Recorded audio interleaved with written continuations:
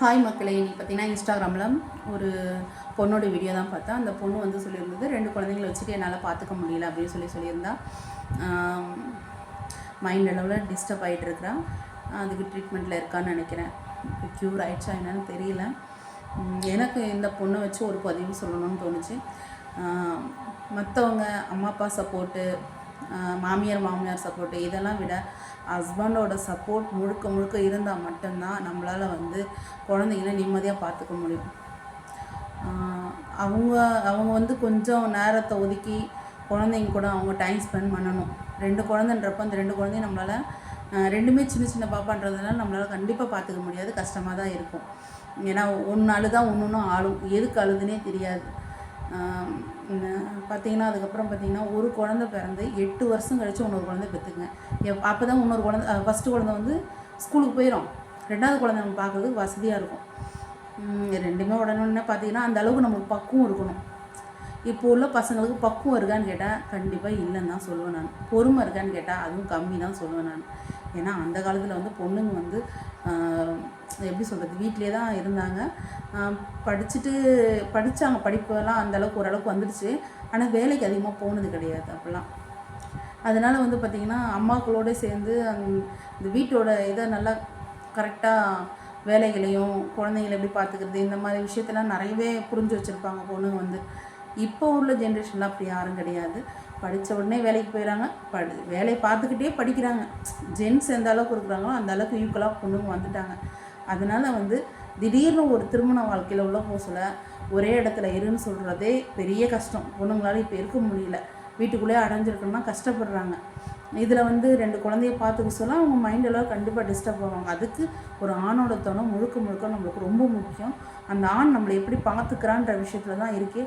குழந்தை இப்போ கல்யாணம் பண்ணவுன்னா சில பேர்லாம் உடனே குழந்தை பெற்றுப்பாங்க. உடனேலாம் குழந்தை பெற்றுக்காதீங்க. குறைஞ்சது ஒரு 2 வருஷமாவது புரிதல் உங்கள் 2 பேருக்கு இடையில இருக்கான்னு பாருங்கள். அந்த புரிதல்னு ஒரு விஷயம் இருந்தால் இந்த குழந்தைன்ற ஒரு விஷயத்த யோசிங்க.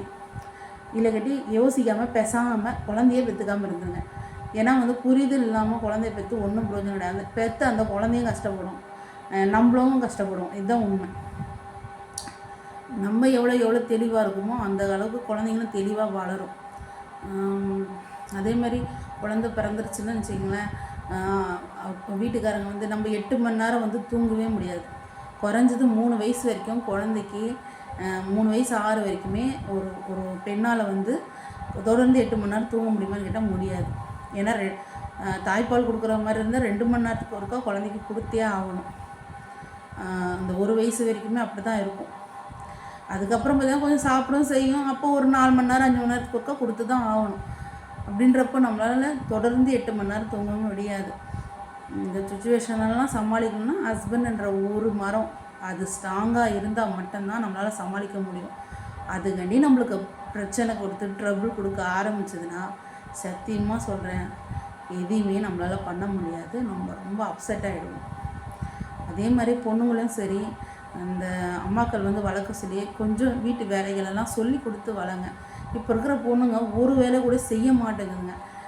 எல்லா பொண்ணுங்களையும் சொல்ல, சில பொண்ணுங்களாம் எந்த வேலையும் செய்ய மாட்டேங்குதுங்க.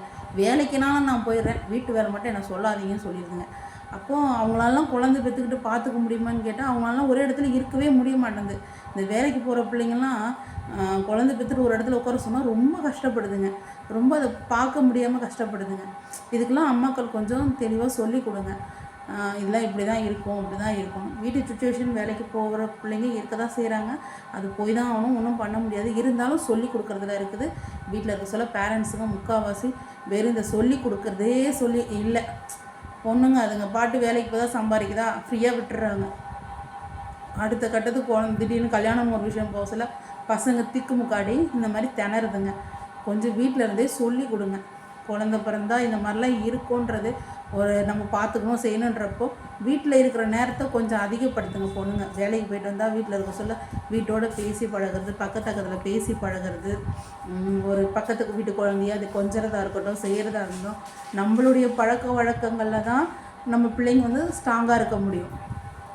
இப்போ பசங்க வேலைக்கு போகுது செய்யுது அப்படின்ற ஒரு பட்சத்தில் நம்ம வந்து அப்படியே ஃப்ரீயாக விட்டுட்டோன்னா அதுங்களுக்கு வந்து இந்த திடீர்னு கல்யாண வாழ்க்கையில் வர சொல்ல ரொம்ப கஷ்டப்படுதுங்க. எனக்கு தெரிஞ்ச வரைக்கும் நான் சொல்லிட்டேன். தாய்மார்களும் கொஞ்சம் தெளிவாக இருங்க. முழுக்க முழுக்க ஒரு ஆணோட துணை சரியாக இருந்தால் மட்டும் குழந்தைன்ற ஒரு விஷயத்துக்கு கால் எடுத்து வைங்க. ஓகே, பாய் மக்களே. பாய்.